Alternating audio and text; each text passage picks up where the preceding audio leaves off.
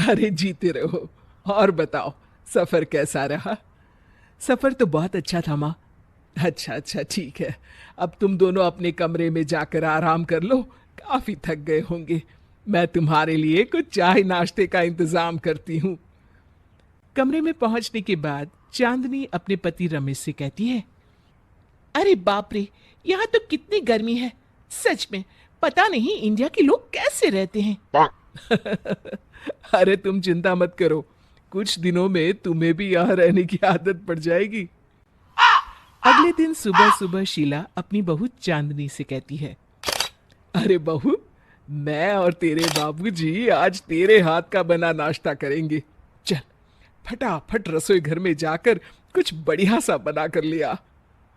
तभी चांदनी मुंह बनाते हुए कहती है, अरे माँ जी, अपने घर में कोई नौकर नहीं है क्या काम करने के लिए?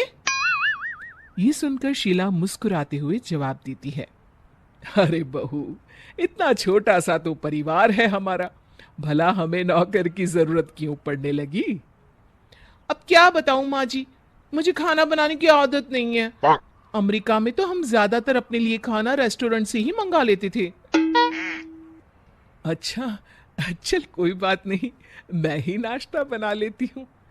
इतना कहकर शीला किचन में चली जाती है।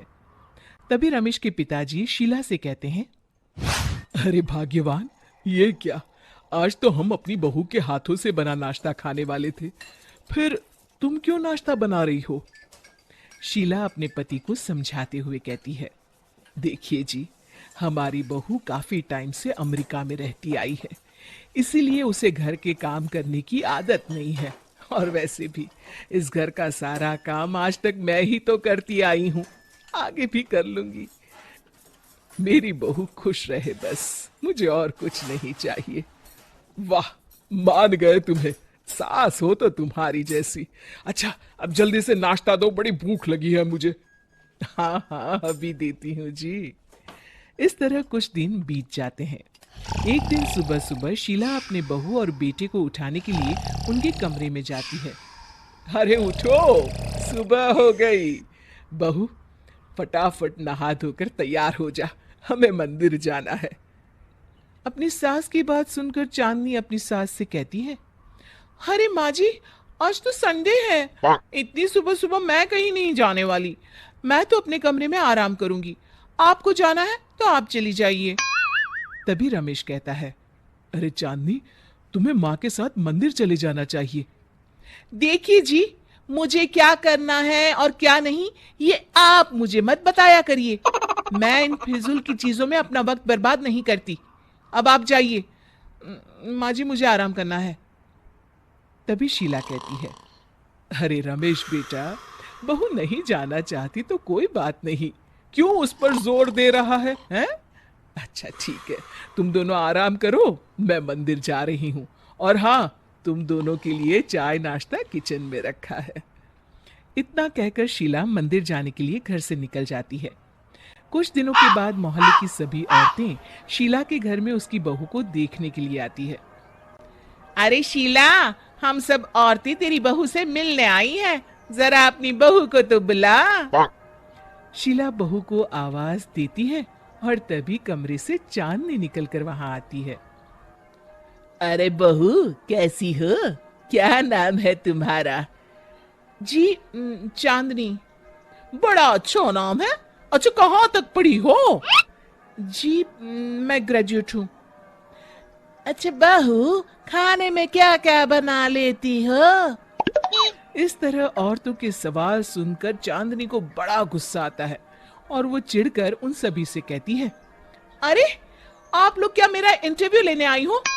आप लोग मुझे नौकरी देने वाली हैं जो इस तरह के बेकार के सवाल मुझसे पूछ रही हैं? कितना पढ़ी लिखी है? नाम क्या है?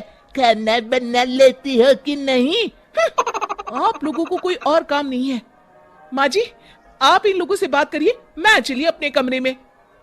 चांदनी नाराज होकर वहां से चली जाती है। उसके जाते ही मालती कहती है, अरे शीला, तेरी बहू तो बड़ी नकचड़ी है। 4 दिन अमेरिका में रहकर क्या आई है, इसके तो पर ही निकल आए हैं। इसे तो लोगों से तभी से बात करना तक नहीं आता। हो मालती बहन, ये बात तो तुमने बिल्कुल सही कही। भला हमारी बहुओं की इतनी मत है कि वो इस तरह जवाब दे। सच में शीला, भगवान जाने आगे तेरा क्या होगा। इसकी चिंता तुम लोग मत करो, जो होगा अच्छा ही होगा। अरे मेरी बहू इतने सालों से अमेरिका में रहती आई है, इसलिए उसे इन सब चीजों की आदत नहीं है। धीरे धीरे सब सीख जाएगी। और वैसे भी जैसी है मेरी बहू है, और मुझे अपनी बहू से कोई तकलीफ नहीं है। जैसी तुम्हारी मर्जी। अच्छा, अब हम लोगों को चलना चाहिए, चलो बहनों। इतना कहकर विमला बाकी औरतों को लेकर वहां से चली जाती है। उनकी जाते ही बड़ी आई मेरी बहू की बुराई करने। ऐसी औरतों को मैं खूब जानती हूँ। ये मेरी बहू से मिलने नहीं, बल्कि हम सास बहू के बीच में आग लगाने आई थी। इस तरह शीला का अपनी बहू के प्रति प्रेम दिन ब दिन बढ़ता ही चला जाता है। फिर एक दिन, कैसी है पारुल, बड़े दिनों के बाद तुझे मेरी याद आई?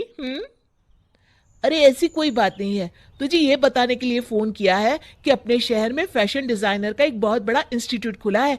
मैं उसमें एडमिशन ले रही हूँ, तू भी मेरे साथ एडमिशन ले ले। अरे वाह, फैशन डिजाइनिंग का कोर्स तो मैं कब से करना चाहती थी। तूने तो बड़ी अच्छी खबर दी है। मैं आज ही इस बारे में अपने पति से बात करके तुझे बताती हूँ। चल फोन रखती हूँ, बाय। अगले दिन, सुनिए जी, हमारे शहर में फैशन डिजाइनर का एक बहुत बड़ा इंस्टीट्यूट खुला है, मुझे वहां एडमिशन लेना है। आप फीस का इंतजाम कर दीजिए ना। अरे तुम तो अच्छी तरह जानती हो, हम अभी अभी इंडिया शिफ्ट हुए हैं, सारे खर्चे तो तुम्हारे सामने हुए हैं। अभी मेरे पास बिल्कुल भी पैसे नहीं है। हाँ, कुछ महीनों के बाद मैं जरूर इंतजाम कर दूंगा। बाप रे, तब तक तो बहुत देर हो जाएगी। फिर तो मेरा ये साल पूरा बर्बाद हो जाएगा। मुझे अगले साल एडमिशन लेना पड़ेगा। पैसे का काम तो पैसा ही करता है, जो अभी हमारे पास है नहीं। खैर कोई बात नहीं, अभी मैं ऑफिस जा रहा हूँ, शाम को तुम्हें कहीं घुमाने ले चलूंगा। तुम्हारा मूड भी फ्रेश हो जाएगा। अपना बैग लेकर रमेश ऑफिस के लिए निकल जाता है। हेलो पिताजी, मुझे कुछ पैसों की सख्त जरूरत है, क्या आप मुझे कल पैसे भेज सकते हैं? अरे बेटा, तू तो अच्छी तरह जानती है कि हम खेती बाड़ी करने वाले लोग हैं। पिछले महीने तेरी माँ की दवाई में बहुत पैसे खर्च हो गए हैं। 2-3 महीनों के बाद मैं तुझे पैसे भेज सकता हूँ। हाँ बेटा। चांदनी समझ जाती है कि उसके पिताजी के पास भी पैसे नहीं है। वो फोन रख देती है। इस तरह एडमिशन न ले पाने के कारण चांदनी उदास रहने लगती है। कुछ दिन बीत जाते हैं। फिर एक सुबह, अरे बहू, जरा यहाँ तो आना। चांदनी कमरे से बाहर आती है। जी कहिए माँ जी, कुछ काम है क्या? बताइए, मैं कर दूंगी। हाँ हाँ, बहुत जरूरी काम है, जरा मेरा ये फॉर्म तो भर दे। चांदनी अपनी सास के हाथ से जैसे ही फॉर्म लेती है, उसे देखकर उसका चेहरा खुशी से खिल उठता है। अरे माँ जी, ये तो फैशन डिजाइनर इंस्टीट्यूट का एडमिशन फॉर्म है। मैं यहाँ एडमिशन लेना चाहती थी, पर पैसे ना होने की वजह से मैं ना ले पाई। आप ये फॉर्म मेरे लिए लेकर आई हैं? हाँ बहू, और इतना ही नहीं, मैंने तो तेरा वहां एडमिशन भी करवा दिया है, सारे पैसे भी जमा कर दिए हैं। बस तू ये फॉर्म भर दे। अपनी सास की उदारता देखकर चांदनी की आंखों में आंसू आ जाते हैं और वो अपनी सास के गले लग जाती है। अरे बहू, मेरे होते हुए तुझे किसी चीज की चिंता करने की जरूरत नहीं है। मैं तेरी सास नहीं, माँ हूं पगली।